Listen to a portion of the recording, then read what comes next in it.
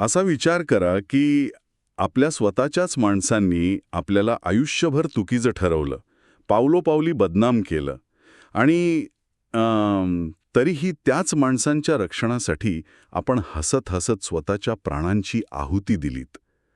तर हा विचारच ऑनेस्टली खूप सिरियसली माइंडसेट बदलणार आहे. खरंच यार. मंडळी, अक्षरवारीच्या या नव्या भागात खूप खूप स्वागत. आज आपण एका अशा पुस्तकावर बोलणार आहोत ज्याने 350 वर्षांचा इतिहास अक्षरशः जिवंत केलाय. आजचं आपल्या डीप डाईव्हच्या पुस्तकाचं नाव आहे संभाजी आणि लेखक आहेत विश्वास पाटील. ॲब्सोल्युटली. आणि मंडळी, आजच्या या चर्चेचा मुख्य उद्देश काय माहितीये?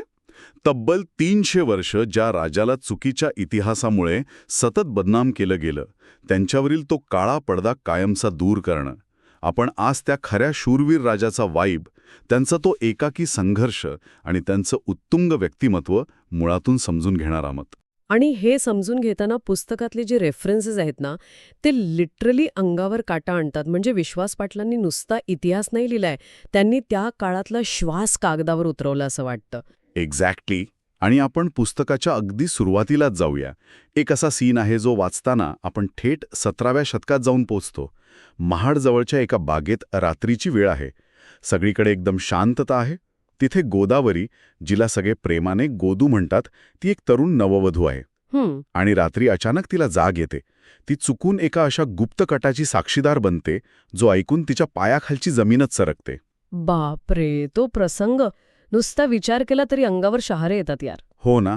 अंधारात लपून ती ऐकते की तिचे स्वतःचे सासरे आणि नवरा होळीच्या सणाच्या गर्दीचा फायदा घेऊन चक्क स्वतःच्याच राजाला, म्हणजेच छत्रपती शिवाजी महाराजांना मारण्याचा कट रचत आहेत. अरे देवा. हे भयंकर सत्य ऐकल्यावर ती जीवाच्या आकांताने ती माहिती महाराजांपर्यंत पोहोचवण्यासाठी रात्रीच्या अंधारात थेट रायगडावर धाव घेते. एका सामान्य मुलीचा तो थरार, तिची ती स्वामीनिष्ठा, it's just mind blowing. Oh my god. Literally रडायलाच आलो मला तो सीन वाचताना. आणि यार, हे किती सो रिलेटेबल आहे. आपण जर आजूबाजूला पाहिलं, आपल्या गावातली भावकीची भांडणं किंवा जमिनीचे वाद बघितले की हे एक्झॅक्टली आपल्यासारखंच वाटतं. खरंय. बाहेरच्या शत्रूंपेक्षा घरातलेच लोक कसे पाठीत खंजीर खुपसतात हे यातून दिसतं. राजकारणात सख्ख्या माणसांवरही विश्वास ठेवता येत नाही, हे किती भयंकर सत्य आहे. अगदी बरोबर. आणि या प्रसंगातून आपल्याला एक खूप मोठी गोष्ट शिकायला मिळते. ती म्हणजे एवढ्या मोठ्या वारसाचं ओझं पेलताना येणारा तो भयानक एकटेपणा. संभाजी महाराजांना सुरुवातीपासूनच या अंतर्गत राजकारणाचा सामना करावा लागला. विशेषतः सोयराबाई आणि अण्णाजी दत्तो यांच्या गटाकडून. त्यांना स्वतःच्याच घरात सतत एक आउटसाइडर असल्यासारखी वागणूक दिली गेली. हो, आणि याच राजकारणामुळे संभाजी राजांना खूप एकटं पडल्यासारखं वाटायचं. त्यांना त्यांच्याच लोकांनी संशयाच्या भुऱ्यात अडकवलं होतं. एक तरुण मुलगा जो स्वराज्यासाठी तळमळतोय, त्याला घरातूनच असा विरोध होणं ही खूप मोठी शोकांतिका होती. आणि इथेच मला एक अॅनालॉजी द्यावीशी वाटते. आजकाल आपण बघतो ना, व्हॉट्सॲपवर एखादी फेक न्यूज पसरवून एखाद्याची इमेज कशी खराब केली जाते. हा, अगदी रोजच आहे ते. अगदी तसंच कॅरेक्टर असॅसिनेशन संभाजी महाराजांचं त्या काळात झालं होतं.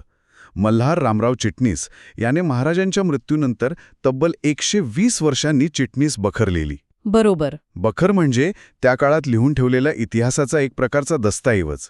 पण गंमत बघ, या चिटणीसाच्या पणजोबाला संभाजी महाराजांनी देशद्रोहासाठी हत्तीच्या पायी देण्याची शिक्षा केली होती. त्यामुळे साहजिकच त्याने आकसाने खोटा इतिहास लिहून राजांना जाणीवपूर्वक बदनाम केलं.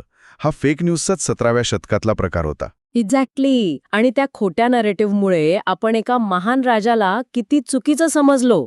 पण या सगळ्या घरातल्या आणि दरबारातल्या राजकारणामुळेच महाराजांच्या आयुष्यात एक असा प्रसंग आला ज्याने इतिहासाला एक वेगळीच कलाटणी दिली. तो प्रसंग म्हणजे शंभूराजांचा बंड. त्यांचं दिलेरखानच्या म्हणजेच मोगलांच्या गोटात सामील होणं. हां, here's where it gets really interesting. कारण हा जो मोगलांना जाऊन मिळण्याचा मुद्दा आहे ना, त्यावर इतिहासकारांमध्ये खूप चर्चा आहे. यार, ॲक्च्युली तो एक स्ट्रॅटेजिक मूव्ह होता असं बऱ्याच अभ्यासकांचं म्हणणं आहे. नाही, मला नाही वाटत तसं. परमानंद काव्यासारखे काही तत्कालीन संदर्भ स्पष्ट सांगतात की स्वतः शिवाजी महाराजांनीच त्यांना मोगलांची गुप्त माहिती काढण्यासाठी एक स्ट्रॅटेजिक मिसडायरेक्शन म्हणून तिथे पाठवलं होतं. मोगल छावणीत राहून शत्रूचे बेत हाणून पाडण्याची ती एक खेळी होती. अरे काहीतरीच. नीट वाचलं नाहीस र. काय? पुस्तकात विश्वास पाटलांनी काय स्पष्ट दिलंय बघ.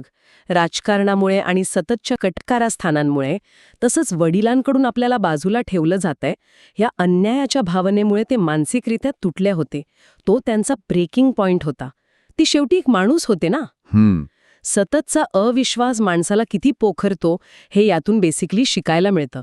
राजकारणाच्या खेळात एका संवेदनशील तरुणाची कशी कोंडी होते हे तिथे स्पष्ट दिसतं. Okay I concede. सांग तुझं वर्जन. बघ, राजकारण आणि वारसा हक्काचा वाद यामुळे माणूस कसा एकाकी पडतो हे संभाजीराजांच्या त्या मनस्थितीतून दिसतं. ते चिडून दिलेर खानाकडे गेले हे खरं, पण खरी गोम पुढे आहे. जेव्हा ते मोगलांच्या गोट्यात होते तेव्हा त्यांनी भूपालगडवर मोगलांनी केलेला अनन्वित अत्याचार स्वतःच्या डोळ्यांनी बघितला. तो प्रसंग खूपच भयानक आहे. दिलेर खानने निरपराध मराठा सैनिकांचे हात तोडले, त्यांची निर्घृण कत्तल केली. ते दृश्य बघून संभाजीराजांच्या आतला मराठा पेटून उठला. त्यांना मोगलांचा खरा क्रूर चेहरा दिसला आणि त्यांचं मनपरिवर्तन झालं. हा भाग खरंच अंगावर काटा आणणार आहे. हो तो ब्रेकिंग पॉइंट आणि नंतरचं ते रिअलायझेशन. हो, त्यांना समजलं की आपले लोक जरी राजकारण करत असले तरी स्वराज्याची रयत आपली आहे आणि हा मोगल आपला कधीच होऊ शकत नाही.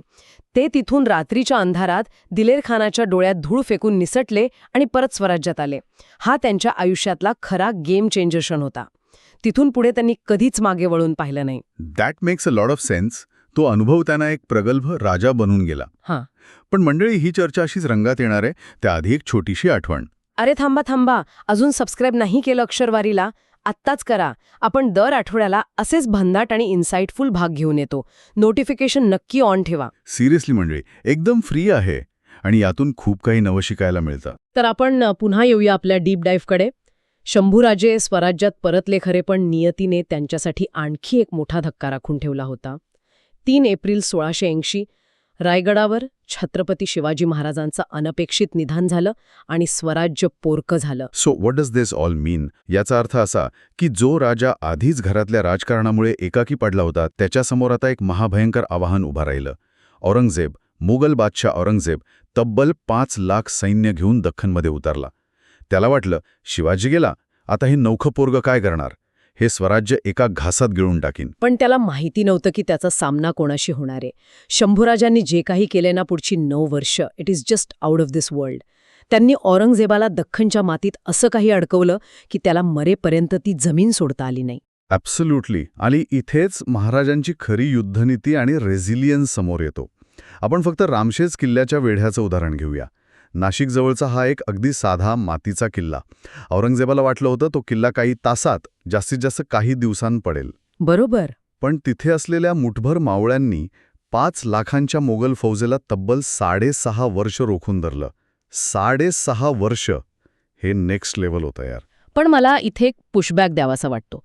म्हणजे प्रॅक्टिकली विचार करूया. 5 लाखांची प्रचंड मोठी फौज कुठे आणि मराठ्यांचं मुठभर सैन्य कुठे?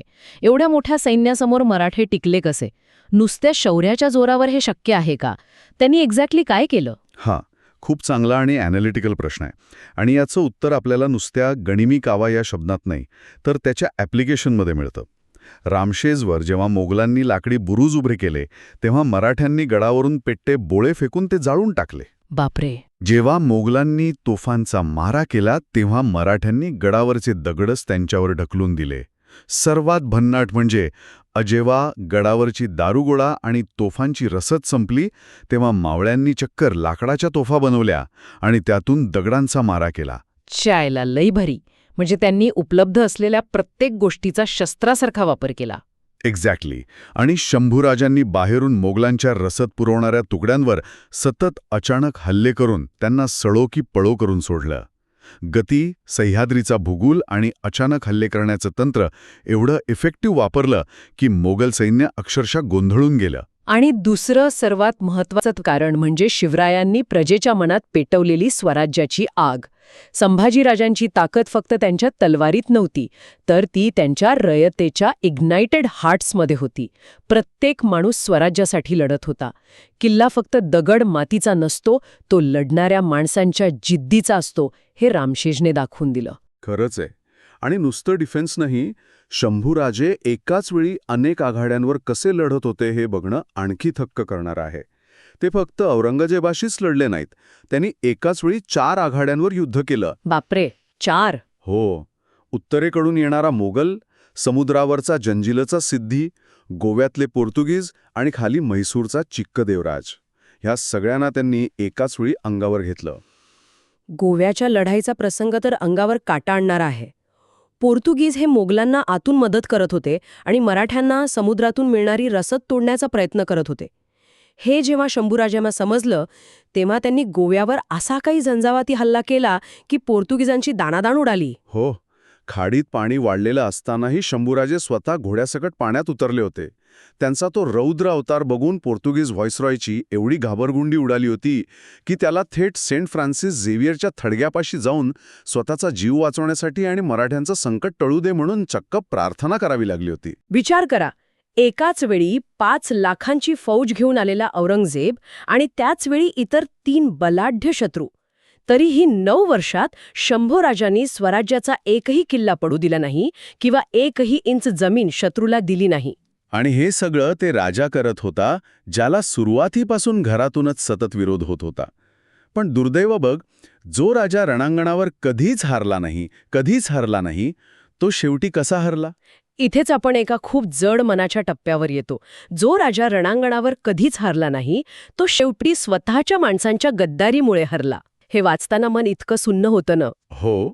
संगमेश्वरचा तो प्रसंग. गणोजी शिर्के, जो संभाजीराजांचा सख्खा मेहुणा होता, त्याने फक्त एका वतनाच्या तुकड्यासाठी, एका जमिनीच्या तुकड्यासाठी संगमेश्वरच्या जंगलात शंभूराजांना मुघल सरदार मुकर्रब खानच्या हवाली केलं. राजकारणात गद्दारीचं लॉजिस्टिक कसं काम करतं हे इथे दिसतं. संभाजी महाराजांनी तत्वासाठी त्याला वतन दिलं नाही, कारण शिवाजी महाराजांचा स्पष्ट आदेश होता की कोणालाही वतने द्यायची नाहीत, जेणेकरून सरंजामशाही निर्माण होणार नाही. बरोबर. शंभूराजे त्या तत्वावर ठाम राहिले आणि त्याच रागातून गणोजी शिर्केनं थेट स्वराज्याच्या छत्रपतींना शत्रूच्या हाती दिलं. सत्तेची आणि तत्वाची किंमत काय असते हे यातून समजतं. पण या सगळ्यात एक माणूस सावलीसारखा त्यांच्यासोबत राहिला, तो म्हणजे कवी कलश. त्यांचा एकमेव खरा मित्र, ज्याने शेवटच्या श्वासापर्यंत महाराजांची साथ सोडली नाही.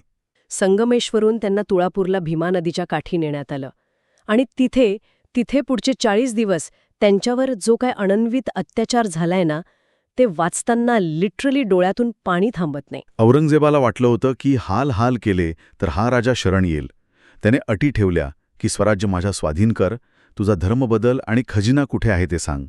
पण शंभूराजे डगमगले नाहीत.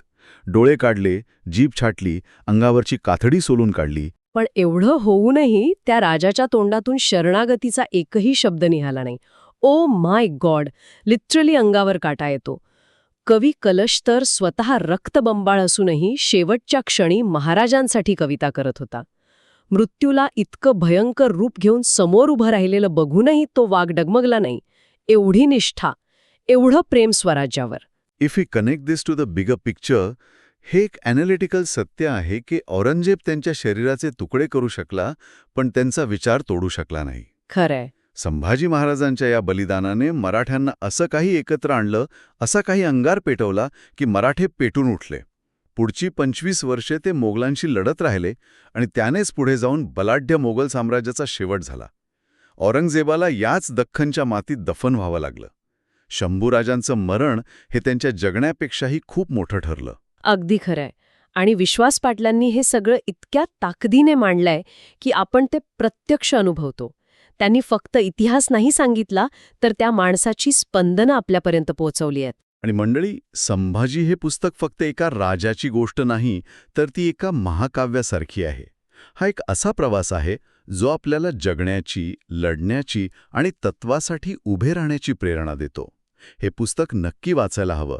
संभाजी महाराजांकडे बघण्याचा आपला पर्स्पेक्टिव्ह बदलेल गॅरंटीड. आणि मंडळी, कॉमेंटमध्ये नक्की सांगा की या चर्चेमधला कुठला पार्ट ऐकणाऱ्यांना सगळ्यात रिलेटेबल किंवा इन्स्पायरिंग वाटला. रामशेरचा लढा की तुळापूरचा तो शेवटचा प्रसंग. आणि शंभूराजांचा खरा इतिहास इतरांपर्यंत नक्की पोचवा.